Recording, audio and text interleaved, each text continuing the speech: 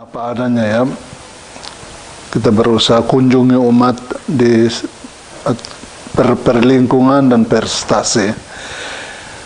Itu saya punya program kerja, lebih suka untuk mendekati, mengunjungi pendekatan umat itu lebih dirasa perlu daripada kita melayani secara administratif saja. Dan saya waktu itu rencana juga di kota mau membuat kunjungan keluarga secara teratur, tapi sampai saya pindah kan saya hanya 2 tahun. Kami juga mengelola 2 asrama putra putri. Kebanyakan penghuni asrama itu adalah orang anak-anak sederhana, terbanyak dari Sadi.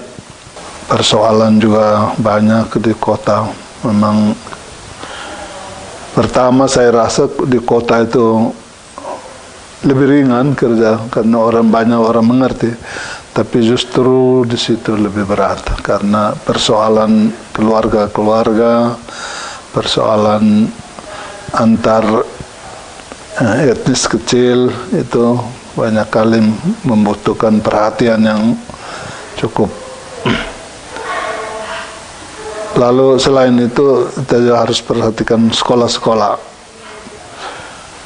berusaha untuk kunjung sekolah-sekolah, setidak-tidaknya kita ada perhatian untuk mereka supaya pendidikan Katolik bisa berjalan. Yang sulit juga di kalangan kelompok orang Cina, Kampung Merdeka umumnya, ya mereka ada punya budaya yang sulit untuk saya rasa untuk dikawinkan dengan budaya Katolik secara betul, karena terutama budaya orang mati, budaya kawin hari-hari tertentu yang mereka rasa pas. Biar peraturan di paroki begini, tapi kalau mereka punya hari itu mereka sudah tentukan, kita tidak bisa tawar-menawar. Sekarang saya rasa lebih penting lagi untuk ke depan ini asrama-asrama itu, karena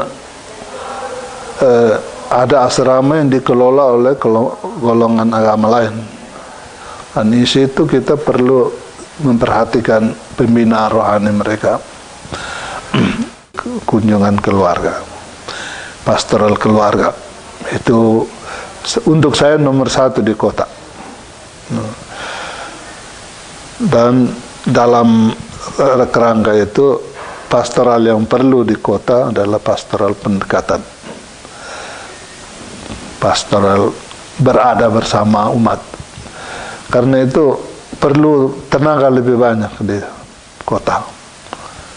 Mesti kan kota sebagai juga paroki katedral menjadi model atau apa untuk seluruh keuskupan, maka itu saya rasa paroki katedral harus menunjukkan satu model pastoral yang teratur dan baik. Maka itu kita harus berani untuk korbankan tenaga untuk paroki katedral, sehingga bisa 4-5 orang lah begitu, bisa untuk segala bidang pastoral itu bisa ditangani, terlebih pastoral keluarga, dan segala masalah moral itu ada di kota. Kemudian untuk ke depan saya rasa seorang deken untuk menangani juga paroki katedral saya rasa cukup berat. Kalau menurut pandangan saya perlu untuk perhatikan pendidikan di kota itu, karena banyak, boleh bilang seluruh wakil anak-anak di keuskupan ini ada di situ. Waktu itu saya dengan beberapa pastor, saya terutama waktu itu saat itu patroli. Ya, jadi patroli waktu itu ada Romo Kerius, ada Romo, waktu itu ada Romo Minsera yang sekarang kepala SMA Surya, lalu datang lagi Romo Valens Boy.